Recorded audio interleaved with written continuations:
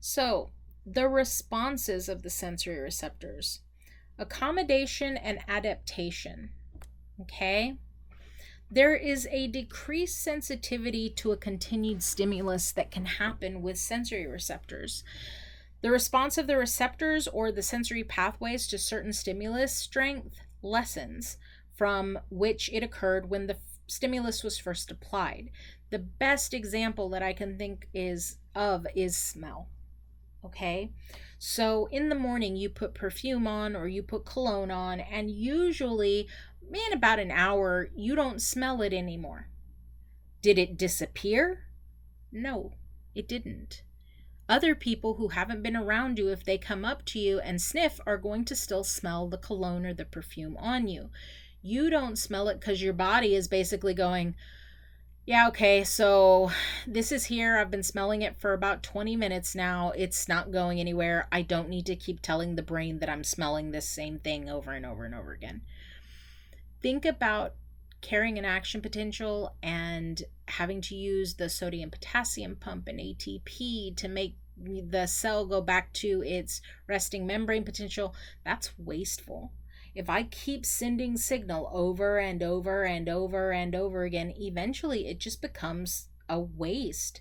There's no reason, especially if I'm going to be wearing the same perfume all day, to keep sending the signal to my brain, oh, you've got I don't know, white diamonds on. Oh, you've got white diamonds on. Oh, you've got what. So after a while, your body accommodates to it and stops sending signal, or it adapts to it and it stops sending signal because there's no reason to. Now,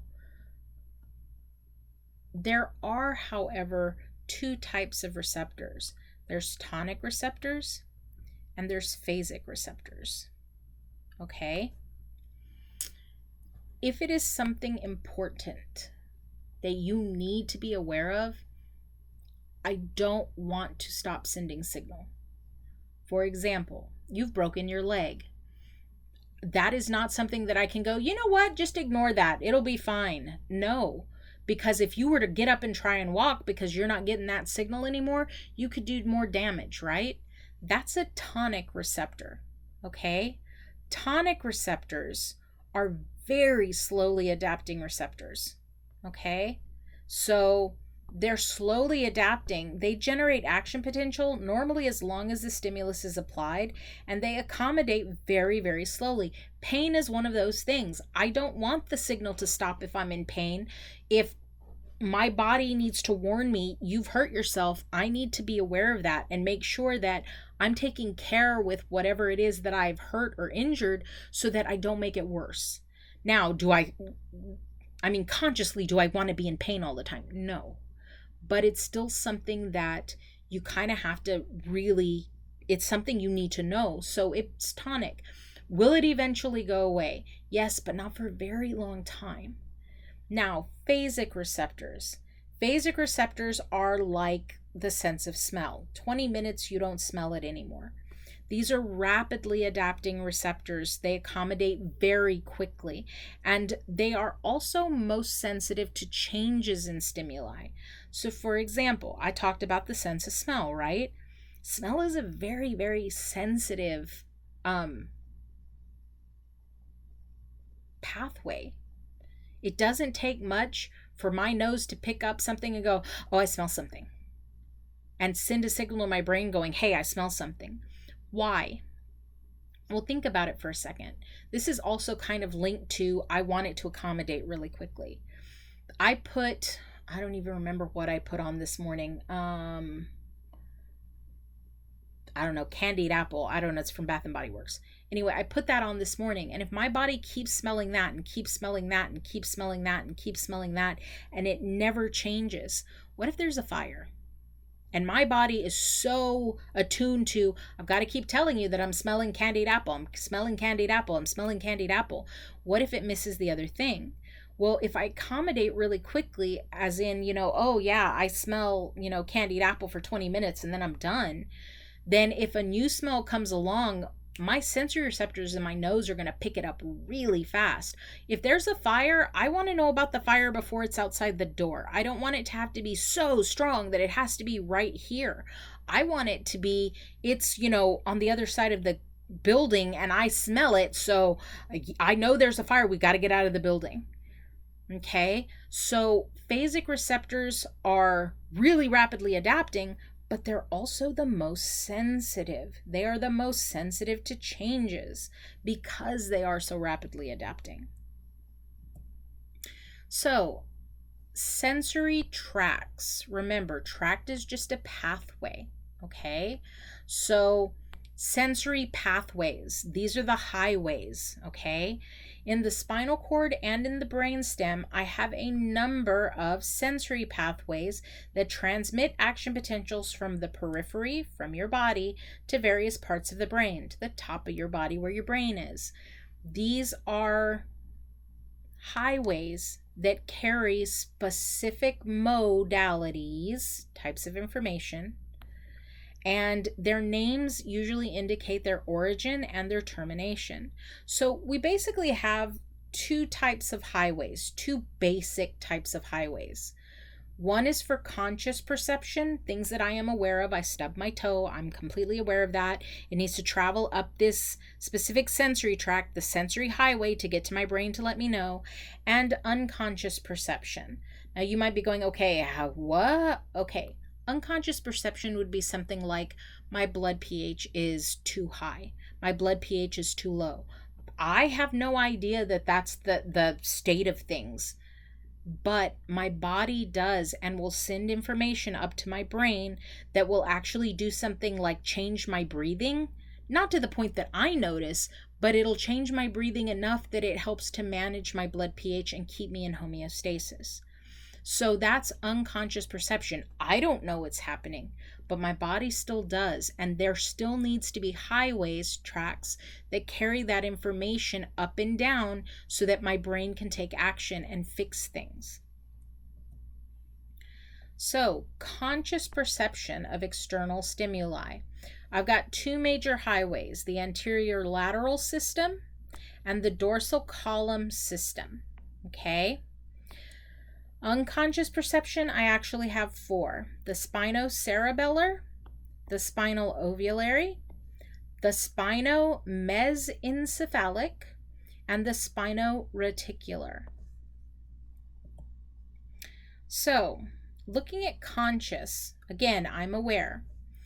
The anterior lateral system carries cutaneous receptors. Remember, cutaneous is your skin. So information from my skin, touch, pressure, itch. It carries things like pain, temperature, light touch, pressure, tickle, and itch. Again, from my skin, the anterior lateral highway, okay, is carrying pain from my skin, temperature changes from my skin, light touch from my skin, pressure from my skin, tickle from my skin, itch from my skin. That's this highway's information that travels there. The dorsal column system, it provides conscious proprioception of your lower limbs, so your legs and your trunk. Now remember, proprioception is just body position. So it's telling you where things are. It transmits fine touch, fine pressure, vibration, and proprioception information from the dermatomes C1 through C6, or T6, I'm sorry, not C6. So upper body, C1 is the first cervical nerve to T6, which is about mid-rib cage, okay? It's involved in conscious awareness of the proprioception, but also unconscious neuromuscular functions. So something that I guess we don't really think about, I don't really think about until I'm teaching it, but it's true. We move our body in very specific ways so that we don't fall down or lose our balance. And it isn't necessarily a conscious thing that I need to move my body 45 degrees to the left so that we don't do that. I need to move my body 2 degrees forward so that my balance is... It's very unconscious, yet our body knows that we need to do it. Now, are we born with this? No, we're not. We're not born with understanding what these sensations mean. But if you've ever seen a baby learn to try and walk, their brain is learning what those signals mean, because they stand up and they're like, ooh, and then they try to, take a step forward and they just lean. They don't move their legs. They don't really key in on the fact that their legs have to move if they want to move. So they'll lean and they'll fall. But that information of what that feels like is going into their brain. And once it becomes like second nature, that if I feel this sensation, it means I'm falling, it becomes an unconscious neuromuscular function. Your body is going to take steps to prevent you from falling. So think about it this way. If I were to tell you, okay, lean forward, keep going, keep going, keep going, eventually when you lose your balance, your leg automatically goes forward to catch you, right? That type of thing. Now, admitted, the type of movement I'm talking about isn't going to be that dramatic, but it's still something that we have to control.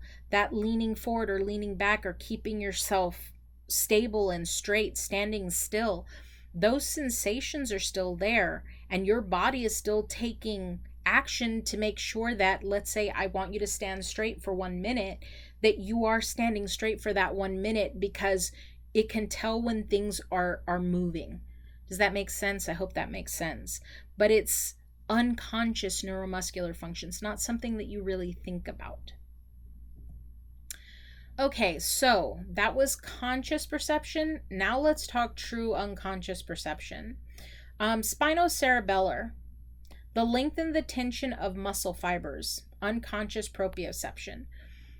If I want to pick up a bottle of water, I'm not going, okay, I need to stretch this muscle exactly 6 inches so that I can pick up this bottle of water. And then when I contract it, I need to contract back by 4 inches so that it gets to my mouth and not goes past my shoulder. I mean, I don't think about that. It's unconscious. I know where I want my arm to be. That's true. But as far as the actual tension in my muscles and the length of my muscles, not so much. So the spinocerebellar highway tract is carrying that information. The spino-ovulary tract, it conveys information to the cerebellum from the cutaneous and proprioceptive organs. So my body position, where is it? What does it look like? Where is it at? The spino-ovulary carries that information up to the cerebellum, that little 2-lobed thing behind my brain. Okay? Again, it's one of those unconscious things. You'll see why that's important in a little bit, but pretty much it's a checks and balances system. Your cerebellum is checking to make sure what you intended and what you're doing match up. And in order for it to do that, it needs this information that I'm sending to it right here through the spino-ovulary highway. The spinomesencephalic. Okay, it's thought to control or maybe inhibit pain sensations. You can see that it's thought to doesn't mean we know, but that's what we think this carries. The spinoreticular, we know this carries pain sensations. Okay, so again, what modality is it carrying? It's carrying pain. So the primary somatic sensory cortex is this kind of dark teal right here.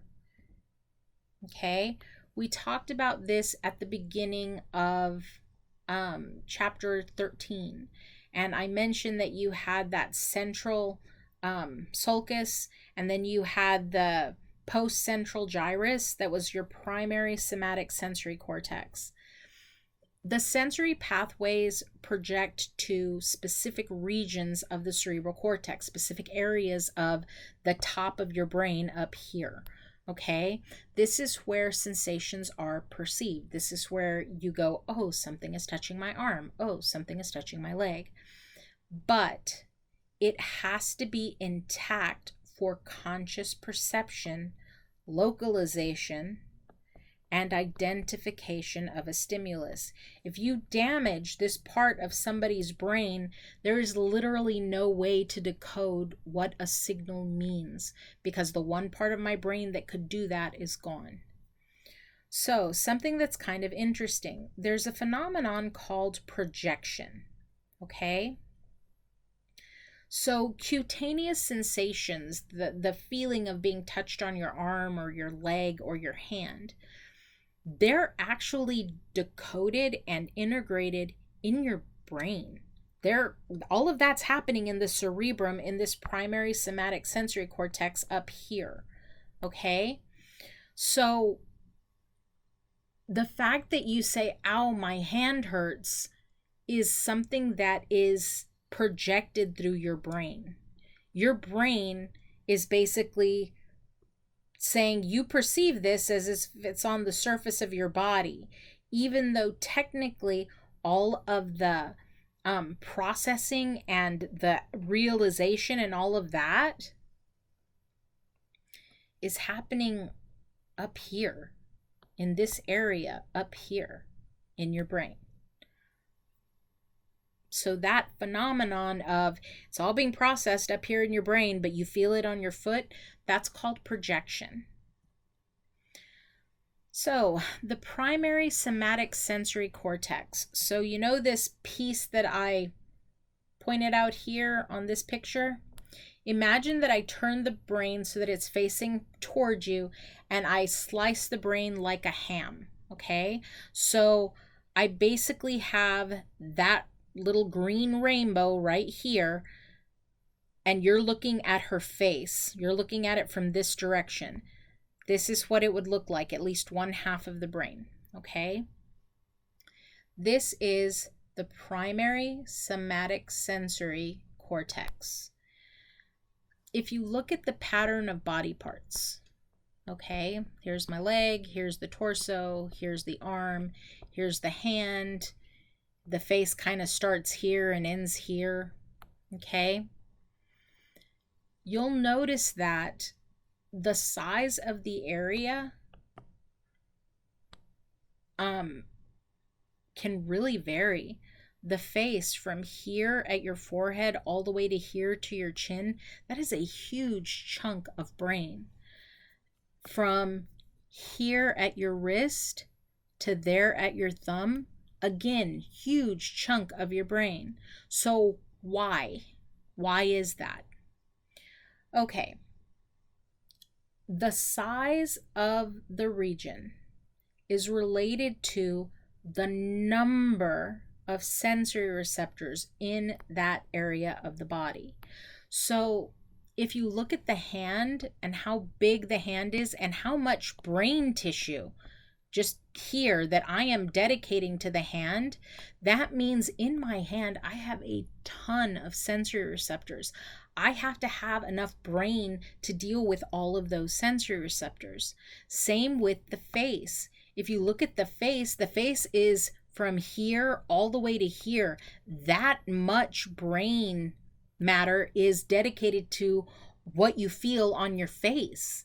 So I must have a ton of sensory receptors under the skin on my face because I need that much brain material to decode the information coming from there. So if you look, this is the foot. See that little piece of brain matter right there? That's as much brain matter is dedicated to your foot.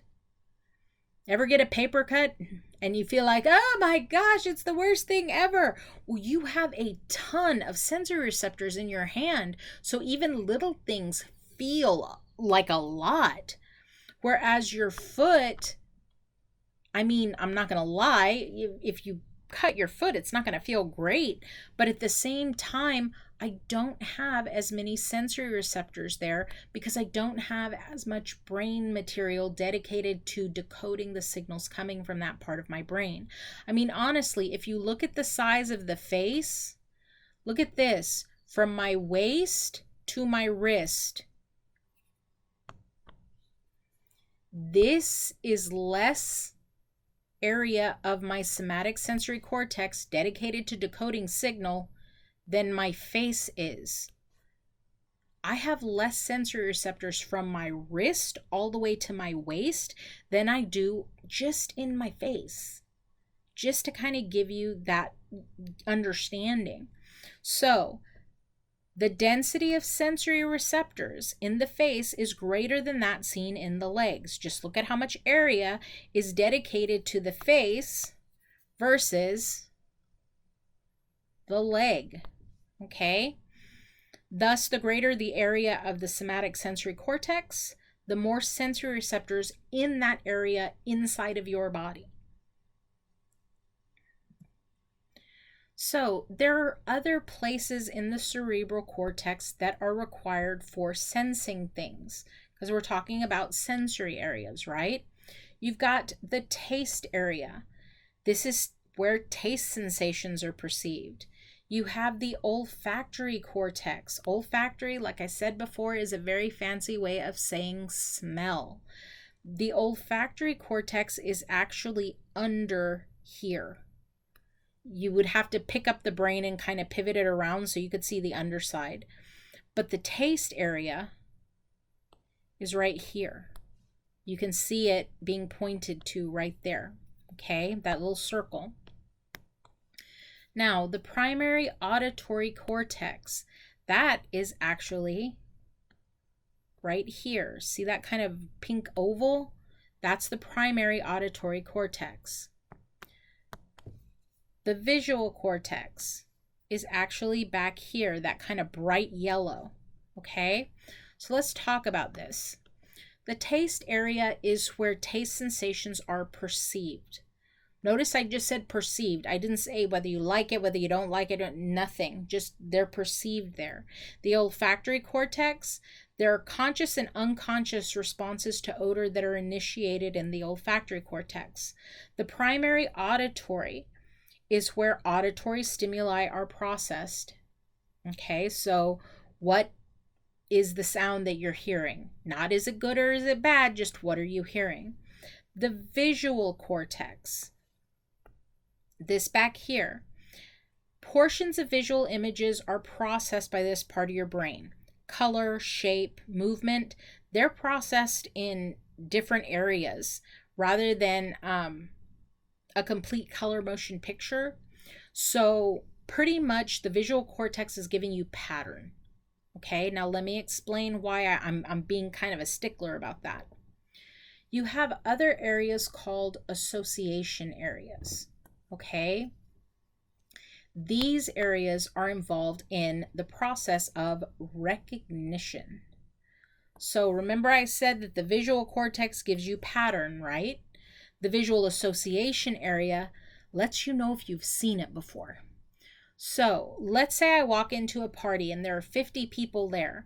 My eyes will scan the room, and let's say I know 3 people in the room and you're one of them, okay? My eyes will scan the room and basically look for patterns, and it's not until I get to a pattern that my association area goes, oh, that's so-and-so, I know them, that my brain really goes into associating it with something I've seen before. The association area processes that input in a more comprehensive way. Instead of just seeing 2 eyes, a nose, and a mouth, it's 2 eyes, a nose, and a mouth, and a hair color that I recognize, and that pattern of the face I recognize, and I know that person. It associates it with something I've seen before. So imagine every face of the people that I know is in a Rolodex in my brain. And as I'm scanning, my brain is going through the Rolodex of patterns of faces. And when it finds one that it sees, it picks it up and goes, you know this person. There's an association with the pattern that my visual cortex is picking up. The same happens with the auditory association area. You know what your favorite song sounds like. You know the pattern. But there's an association with it, maybe even an association of where you know the song from. There are certain songs that I know that I remember from when I was, a freshman in college, that me and my friends used to listen to over and over and over again. Well, there's an association with that song. That song means more to me because I know it from somewhere. So the association areas are basically linked to doing something like that.